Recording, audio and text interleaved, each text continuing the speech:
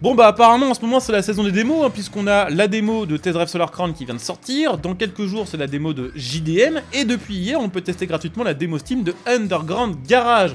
Alors rassurez-vous, si vous n'avez jamais entendu parler de ce jeu, je vais vous le présenter vite fait dans l'introduction de cette vidéo. Mais sachez pour info qu'il y a environ un mois, j'ai fait une vidéo beaucoup plus longue sur ce jeu pour vous présenter le projet en détail. Mais en gros, s'il fallait retenir que quelques infos sur ce jeu, Underground Garage, c'est un jeu de course open world, multijoueur, mais avec une histoire un petit peu à Need for Speed, avec de la police, de la vengeance, tout ce qui va bien quoi. Un gros côté customisation, amélioration, préparation de voiture, avec la possibilité d'aller vraiment, on va dire, fouiller en détail dans la mécanique de la voiture. Un petit peu comme ce qu'on peut faire sur un Apex Point ou un Car Mechanic Simulator. Alors ce jeu a quand même deux grosses spécificités, vous pouvez voir la première tout de suite, c'est que dans ce jeu de course, vous pouvez littéralement sortir de votre voiture à tout moment et parcourir l'open world comme vous le feriez sur un GTA. Donc vous pouvez tout visiter, voilà, à pattes et croiser d'autres PNJ, croiser d'autres joueurs. Ce qui est déjà en soi une dinguerie, je trouve. Mais la deuxième dinguerie, c'est que sur ce jeu, je vous le disais, vous allez pouvoir customiser vos voitures, vous allez pouvoir les réparer, mais vous allez pouvoir le faire en multi, c'est-à-dire que vos potes pourront rentrer dans votre garage avec leur voiture et vous pourrez travailler à plusieurs sur la voiture de vos collègues pour tout simplement les réparer ou les améliorer plus vite. En sachant que ce jeu va aller encore plus loin, c'est-à-dire qu'ils veulent carrément proposer un concept où des joueurs que vous ne connaissez pas paieront une somme dans le jeu pour que vous deveniez leur garagiste et que vous prépariez leur voiture à leur place. Et ça, c'est juste trop cool. Donc le jeu est fait sous Unreal Engine 5, ce qui fait qu'on a quand même plutôt des jolis graphismes. Alors c'est pas une claque graphique, mais ça passe, c'est plutôt cool. Et pour info, ce jeu ne propose pas des voitures sous licence, c'est-à-dire qu'on aura des copies sur le jeu de voitures qui existent en vrai, mais ce sera pas marqué, par exemple Mazda, là ce sera rien marqué, ou ce sera marqué peut-être Matsuda ou un truc comme ça. Mais voilà, deux spécificités du jeu pour un peu le différencier de la concurrence. Donc là c'est un petit bout de l'open world, sachez que là c'est ce qui est dispo sur la démo. En vrai ça va, il y a quand même des trucs. Et que évidemment sur le jeu final on aura une plus grande map, hein, donc pas de panique à ce niveau là. Mais bon déjà le monde a l'air un peu vivant, il y a des voitures qui passent, il y a des PNJ, il y a un bar. Alors à première vue c'est cool, parce que l'open world a l'air un peu vivant, il y a des petits PNJ, il y a des voitures qui passent, et surtout l'open world présente déjà on va dire plusieurs quartiers. Il y a des zones résidentielles, il y a un petit peu d'autoroute, il y a des zones spécifiques comme des zones portuaires par exemple, ou les docks. Donc ça c'est plutôt cool. Par contre, petite chose à préciser quand même à propos de cette démo, c'est que cette démo n'est pas compatible manette ni volant. Donc en fait là je joue au clavier souris, et forcément clavier souris, on peut pas détailler avec une grande précision à quel point on veut tourner par exemple les virages, ou à quel point on veut accélérer ou freiner. C'est 100% soit 0%. Donc forcément là ça donne dans les virages un gameplay qui est un peu brutal par rapport à celui qu'on aura à la manette. Mais rassurez-vous, ça bien sûr ça va être amélioré bientôt. Oh merde non. Alors première bonne nouvelle que je viens de remarquer là en montant dans la voiture, c'est que on peut gérer des trucs, genre les clignotants. On peut aussi, je crois, gérer les phares. Donc là les bons petits pop-up sur son MX5. Et bien sûr aussi on peut changer de vue puisqu'il y a une vue intérieure. Donc pour continuer cette découverte, je vous propose de suivre un petit peu les différents objectifs proposés par la démo pour voir un petit peu là où ça nous mène. Je vous montre quand même un peu les premières bagnoles qu'on peut voir. Donc il y a évidemment notre petite MX5 là qu'on va tester. Il y a une 350Z là qui est garée là en mode tuné bleu, qui est assez jolie en tout cas, elle rend plus. On peut la tester? Ah, plutôt cool ça. Alors, faisons continuer pour pouvoir tester tout ça. Alors voilà. Elle a fait le même son que la Mazda. Bon, c'est un peu décevant. Faudra améliorer tout ça, je suppose aussi au niveau des sons d'ici le jeu final. Par contre, elle accélère fort, hein. Elle accélère plus fort que ma Mazda. On entend le petit turbo. On est vite à 130 km/h. Hein. Donc est-ce qu'elle aussi, elle a la gestion des phares et tout ça? Ouais, elle a la gestion des clignots. Est-ce qu'on a la gestion des phares? Ouais, on l'a aussi. Les petites vues intérieures. La vue intérieure qui est jolie quand même, je trouve. Hein. Alors effectivement, on n'a pas de bras, on n'a pas de corps, d'ailleurs, tout court. Mais ça viendra avec le temps. Mais c'est putain de beau, hein. Je trouve que c'est assez détaillé pour un jeu qui honnêtement, je pense, a un très petit budget. Hein. C'est difficile de savoir à quel point les petits studios comme ça ont de la thune ou pas pour faire des projets de jeu. Mais honnêtement, je pense qu'ils n'ont pas un énorme budget et je pense que là, ils ont déjà en quelques minutes de démo montré des trucs cool en fait. Alors je vais vous montrer un autre truc cool dans le garage, en tout cas je vous en parlais. Alors là je sais pas pourquoi ma vitesse peut pas se passer par contre. J'ai peut-être pété la boîte, hein. C'est pas impossible. Bon, c'est chelou. Hop. On arrête la voiture. Il y a une R34 aussi, hein, je vous montre ça vite fait. Bon, même si là pour l'instant on pourra pas la tester parce qu'elle est en cours de travail. Petite R34 tunée. Il y a une chargeur et puis surtout je voulais vous montrer un peu le délire du garage.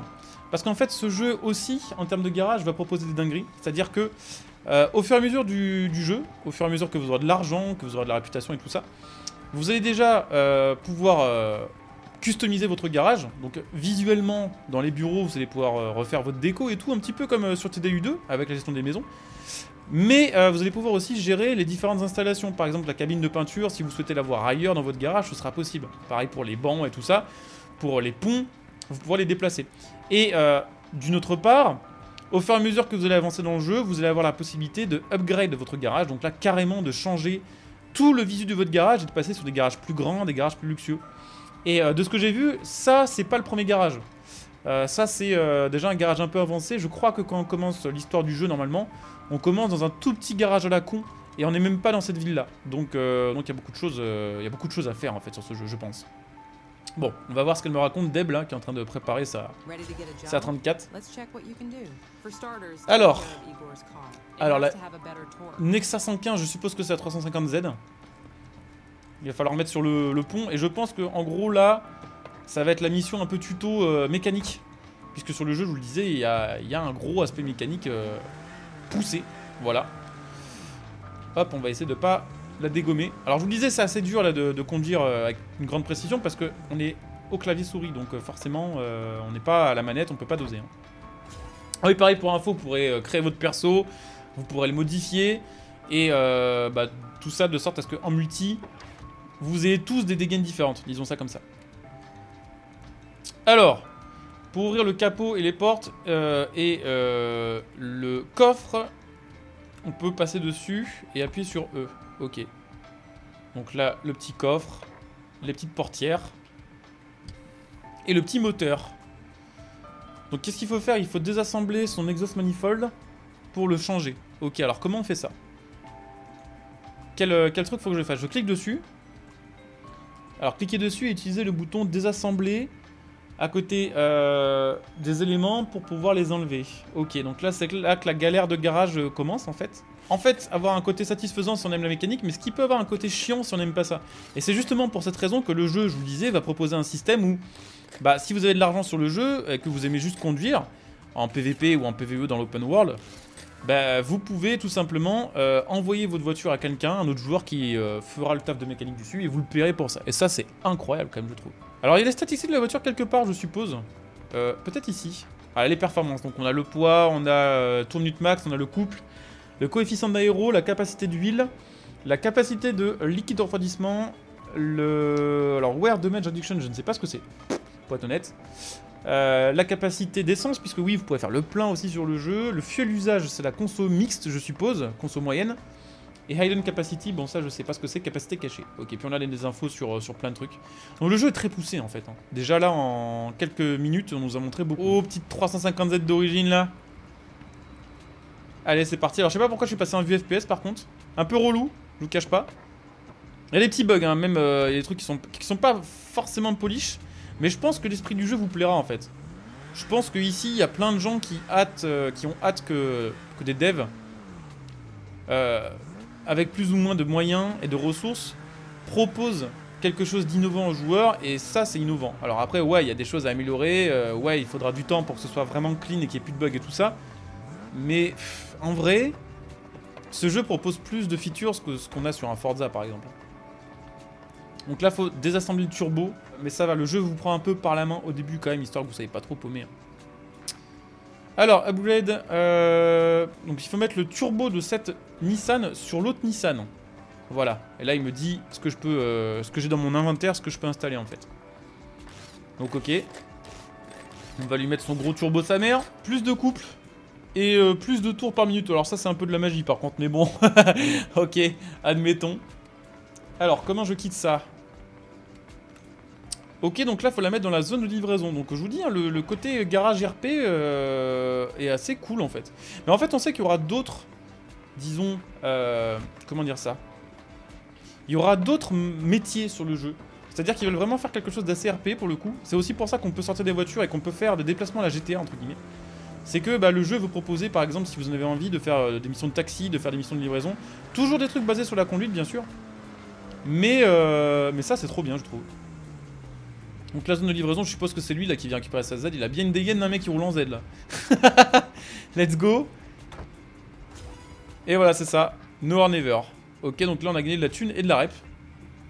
Ça marche, bah merci pour l'argent, j'adore l'argent, ça tombe bien. D'ailleurs, en parlant d'argent, n'hésitez pas à soutenir la chaîne gratuitement en venant follow mon Twitch pour les prochains lives. D'ailleurs, je ferai peut-être du live sur ce jeu, hein, probablement, parce qu'il y a pas mal de choses à faire. Et n'hésitez pas bien sûr à claquer votre prime, ça fait toujours plaisir, ça soutient la chaîne et ça ne vous coûte rien. Voilà, donc n'hésitez pas. Alors, ouvrir l'application Garage Manager. Ah, justement, je vous le disais, ça va être les menus qui vont nous permettre de bouger des trucs. Bon, là, c'est pas pour l'instant le but. Ah, ok, donc il y a plusieurs méthodes. Ok, pour déplacer les trucs, vous n'êtes pas obligé de conduire. Ça, c'est cool, en vrai. Alors ça, c'est cool. En fait, quand vous voulez démonter un truc et que vous devez enlever d'autres pièces avant, vous avez un espèce de système de hiérarchie de couleurs qui va s'afficher. En gros, plus c'est vert, plus vous devez démonter les trucs en premier, je crois.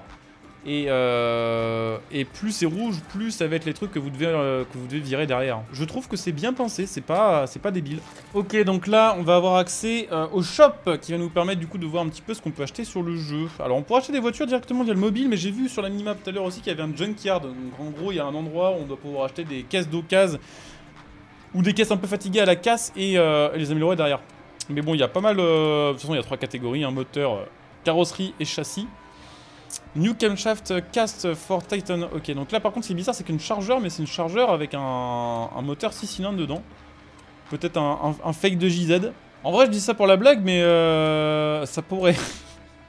Ça pourrait, mais bon on est là pourquoi? Pour acheter les camshafts. Bah parfait, ah, ça va, ça a l'air d'être plutôt bien trié.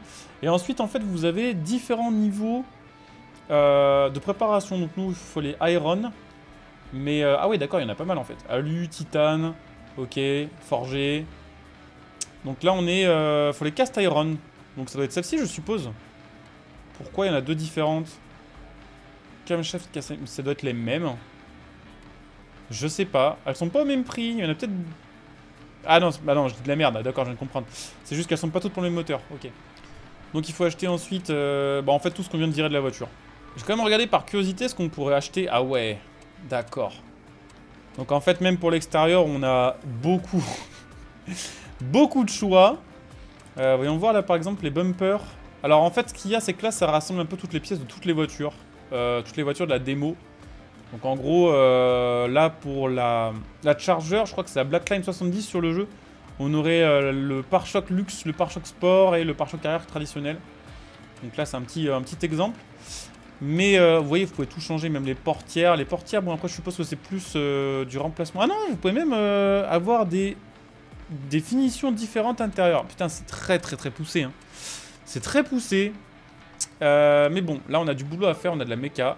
Ok, alors voyons voir. On va la conduire. Alors c'est pareil, là je pense qu'on va avoir le même son, parce que ça doit être le même moteur, je suppose. Enfin, je sais pas trop ce qu'ils ont fait avec les moteurs, on va voir. Ouais, ah, putain, la chargeur qui fait un son de V6, par contre ça fait mal au cœur. Un petit moment de tristesse là. Mais du coup, est-ce que je peux me décider de me barrer avec pour la tester? Ouais, je peux carrément en fait. Ah, le compteur marche pas dans la voiture par contre pour le moment. Alors pareil, j'ai un petit bug, je sais pas sur le jeu pourquoi. Si quelqu'un sait en jouant la démo, je veux bien que vous m'expliquiez pourquoi. Mais comment ça se fait que des fois, le jeu me mette... Des fois le jeu passe les vitesses tout seul, ça se passe bien. Parce que pour l'instant, il y a que le mode auto qui est dispo. Et des fois, bah là, les vitesses se passent pas. Donc je suis au rupteur à 65 km/h. Et ça fait un peu mal à la voiture, je pense. Donc bon, si quelqu'un sait, pour la suite du let's play, comment je peux corriger ça, en attendant le jeu final, je veux bien savoir. Alors bon, je vais montrer un petit peu ce qu'on peut faire d'autre sur le jeu, en sachant que je sais pas, en fait, jusqu'où on peut aller sur cette démo. Ça se trouve, on est presque à la fin, ça se trouve, il reste plein de trucs à faire. J'en sais rien du tout, mais je voulais quand même tester un truc, c'est le système, normalement, d'achat de voitures d'occasion. Puisque normalement, j'ai vu ça sur le jeu, il y a un endroit où on peut acheter des caisses. Et ensuite, bah, probablement du coup se faire nos propres projets, on va dire, perso dessus quoi. Alors, tout à l'heure j'ai fait une connerie, mon jeu a crash pendant que je conduisais ma MX5. Chose à savoir, si vous jouez sur la démo et que votre jeu crash ou que vous quittez le jeu pendant que vous conduisez, Au prochain chargement, la position de votre voiture n'est pas reset, donc bah faudra peut-être aller la chercher à pied. Donc voilà, ma MX5 est ici, pour info. Bon, on va visiter un petit peu la minimap. En sachant que bon là on est plutôt dans un quartier qui fait un peu quartier urbain, mais ça ressemble un peu au dock, genre de GTA 4. C'est un peu dans ce délire là je trouve. Ah en fait je sais pas si on va pouvoir acheter des... Ah merde, on peut pas aller jusqu'à l'endroit de... Fuck. Je voulais aller jusqu'à la casse pour acheter une caisse, une merguez et la construire petit à petit. Mais ça doit être en dehors de la map tolérée pour la démo. Donc bon bah c'est pas très grave. C'était histoire de vous faire une petite découverte. J'espère que cette petite découverte vous aura donné envie de jouer au jeu, en tout cas envie de s'intéresser au projet. Parce que vraiment je trouve ça incroyable que des jeux comme ça, des petits jeux, parce que c'est vraiment encore une fois un petit jeu, des petits développeurs, arrivent à proposer un truc bon, qui est fonctionnel, qui n'est pas encore totalement débugué, il y a plein de choses à améliorer, mais à proposer quand même en jeu un système de gameplay qu'on n'a pas forcément sur beaucoup d'autres jeux en fait. Le côté RP, le côté gestion de garage et amélioration et tout ce qui va avec, c'est quelque chose qu'on n'a pas en fait dans les gros AAA, et c'est un truc que propose ce jeu. Donc très hâte de voir ce que vont faire les devs par la suite. Si vous voulez en voir plus sur cette démo, si vous voulez voir les prochaines missions, bah dites-le moi en commentaire, comme ça je les ferai soit en vidéo soit en live. Si voilà, vous avez envie de voir autre chose, n'hésitez pas aussi. Bien sûr, si la vidéo vous a plu et que vous avez donné un petit coup de pouce à la chaîne, c'est faisable gratuitement en utilisant par exemple mon lien Instant Gaming pour acheter vos jeux à prix réduit en donnant un petit coup de pouce par la même case de la chaîne. De mon côté, je coupe cette découverte ici. On se retrouve bientôt pour la suite, j'espère que ça vous plaira parce que franchement c'est ce genre de jeu sur lequel on peut passer vraiment un long moment en live ou simplement à jouer voilà comme ça tranquille chez soi, sans forcément de gros buts mais en s'amusant et en découvrant des trucs et en réfléchissant à un projet de voiture et je trouve ça trop bien. Donc je coupe là, je vous dis à très bientôt pour la suite, je l'espère si ça vous plaira, maintenant portez-vous bien, bonne journée à tous, ciao.